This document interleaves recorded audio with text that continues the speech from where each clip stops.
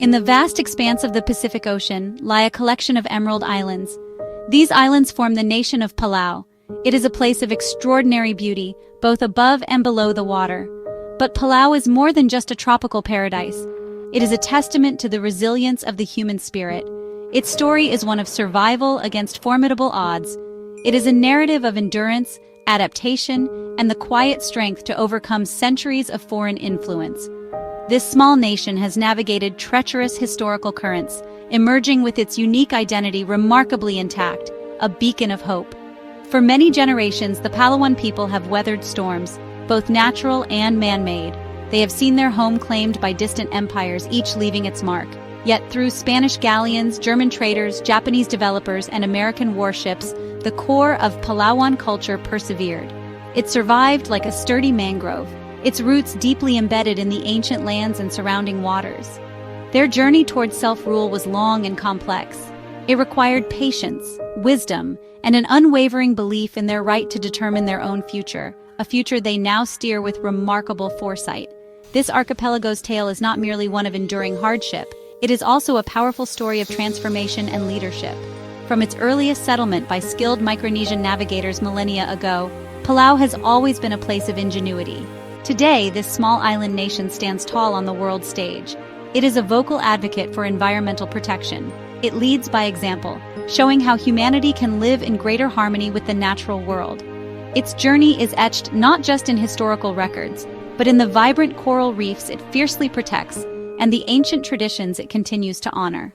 So, let us embark on an exploration of this remarkable island nation. We will journey back in time to uncover Palau's hidden past. We will seek to understand the ancient foundations of its enduring strength. We will trace its encounters with the wider world and the profound impact these had. And we will witness how Palau, against many expectations, has risen to become a model of resilience, cultural pride, and visionary global leadership. Its story holds lessons for us all, a quiet reminder of what can be achieved with courage and a deep connection to one's heritage.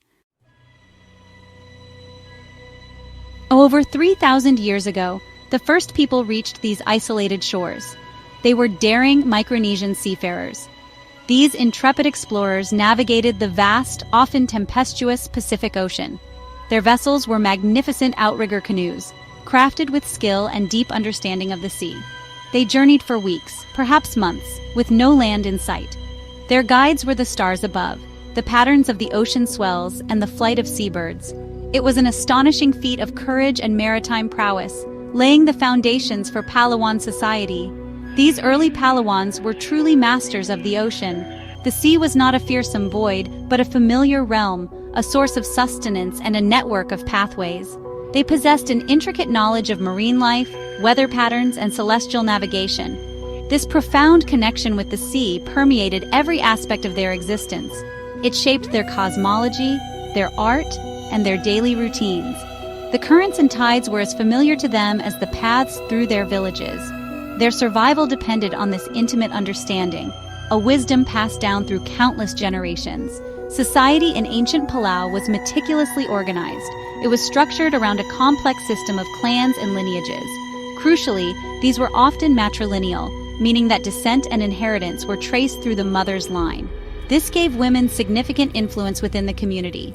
Each clan held specific rights, responsibilities, and territories, governing access to land and marine resources.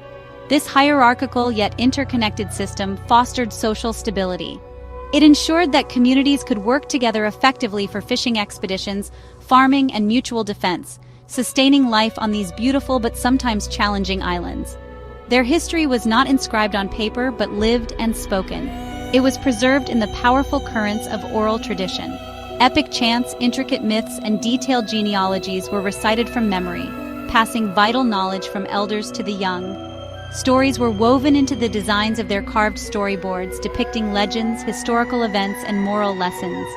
Daily life was rich with custom and ritual, from the careful preparation of taro patches to the respectful harvesting of the sea's bounty.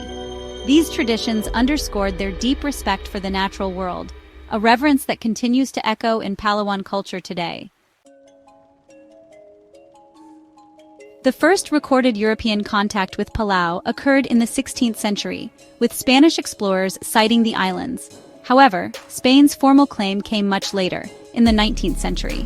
For many years, Palauan interactions with outsiders were sporadic, involving traders and whalers rather than permanent colonial administrators. The Spanish influence remained relatively light compared to other parts of their vast empire. They established a minimal presence, and life for most Palauans continued much as it had for generations. The islands remained on the periphery of global colonial ambitions for a considerable time, a remote archipelago in a distant sea. This changed in 1899 when Spain, weakened by war, sold Palau to Germany. The German administration viewed the islands primarily through an economic lens. They focused on exploiting Palau's natural resources. Phosphate mining on Angar Island became a significant industry, alongside the production of copra, the dried flesh of coconuts. German rule was more systematic than Spanish. They established administrative structures and began to develop infrastructure to support their commercial interests. However, their tenure was relatively brief, lasting only until the outbreak of the First World War, a conflict that would once again alter Palau's destiny. Following Germany's defeat in World War I, the League of Nations mandated Palau to Japan in 1914. This marked the beginning of a period of intense change and significant development. The Japanese administration invested heavily in Palau, transforming Koror into a bustling administrative and commercial hub. They built roads, schools, hospitals, and modern port facilities. Large numbers of Japanese, Okinawan, and Korean immigrants arrived, soon outnumbering the indigenous Palauan population. This era brought economic growth and modernization, but also profound cultural shifts and the increasing marginalization of Palauans in their own land. Under Japanese rule, Palau's strategic importance in the Pacific grew significantly. The islands became a key outpost in Japan's expanding empire. The Japanese military fortified several islands, recognizing their value as naval and air bases. While Palauans experienced aspects of modern life, including new forms of education and employment, they also faced assimilation policies and discrimination. The traditional ways of life were increasingly challenged by the influx of new people and a foreign administration with its own ambitious agenda. The islands were being prepared, unknowingly, for a far more destructive global conflict that loomed on the horizon.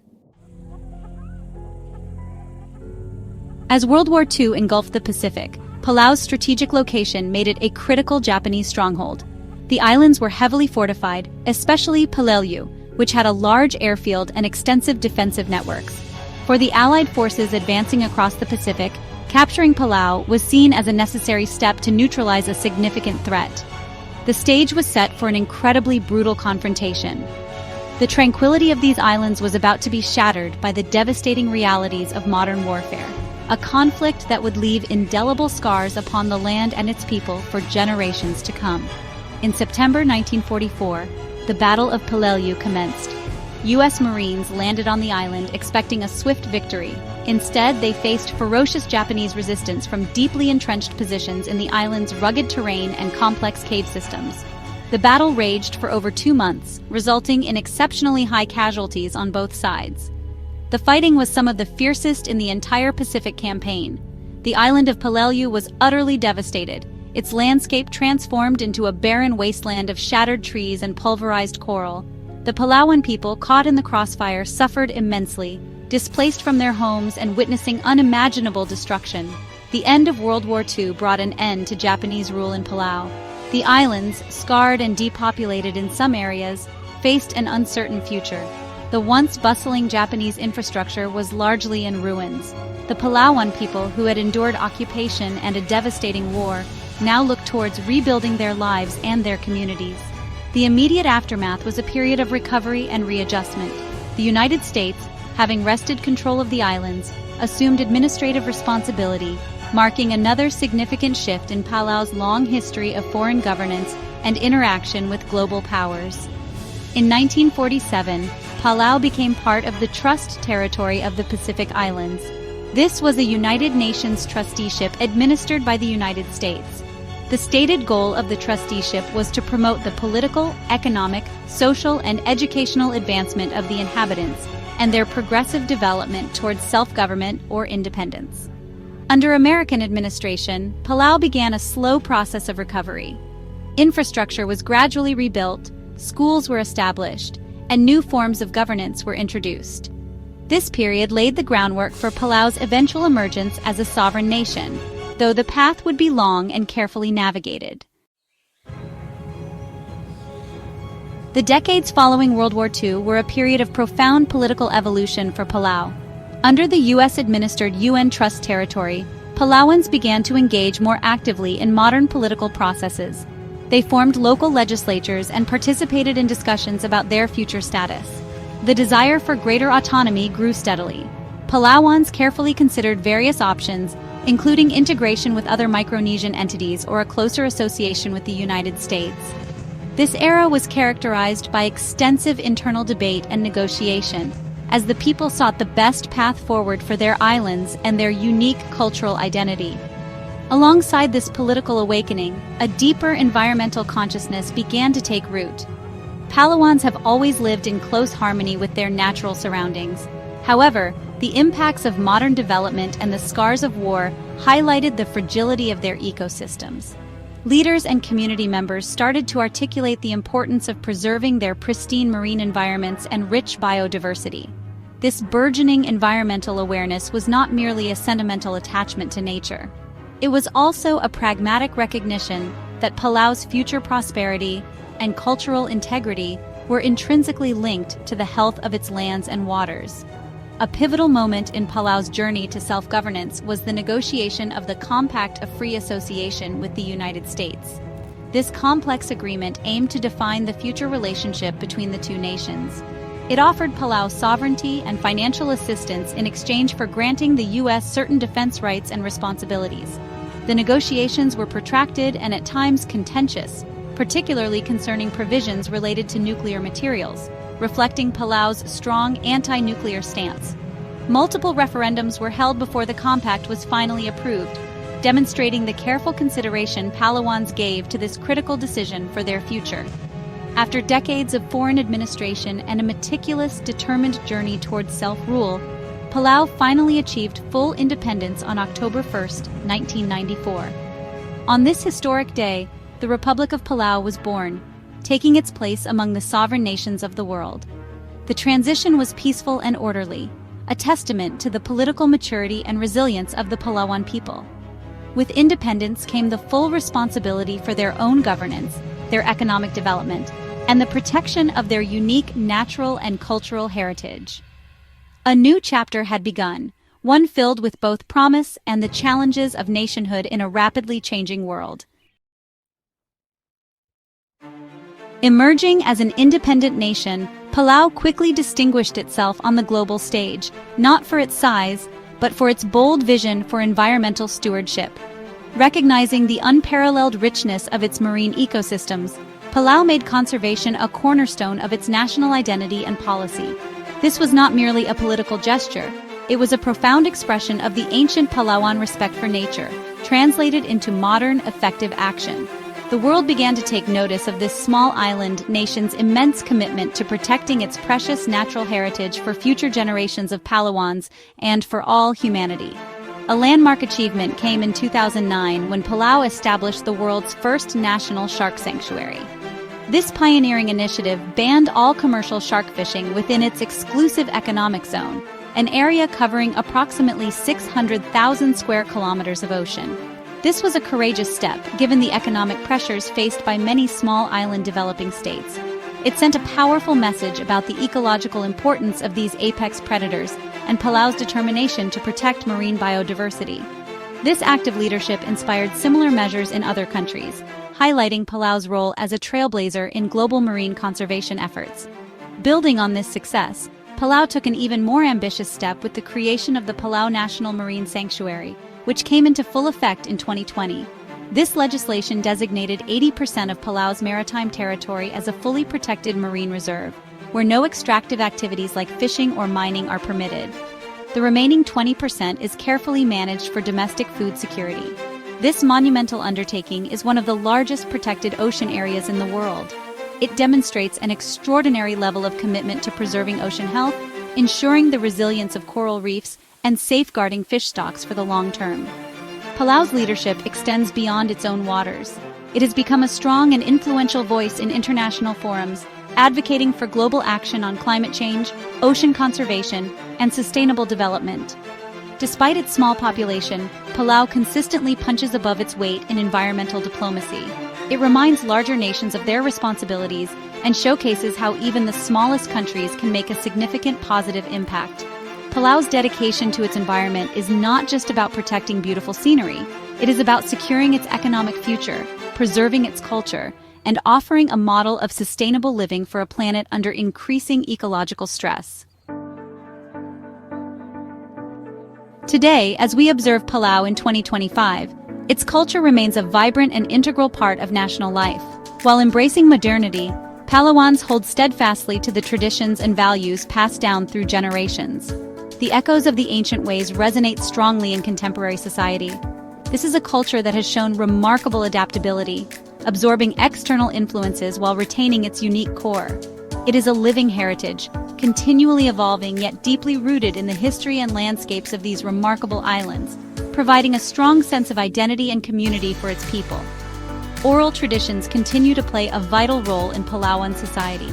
Storytelling, chanting, and the recitation of genealogies remain important ways of transmitting knowledge, history, and cultural norms.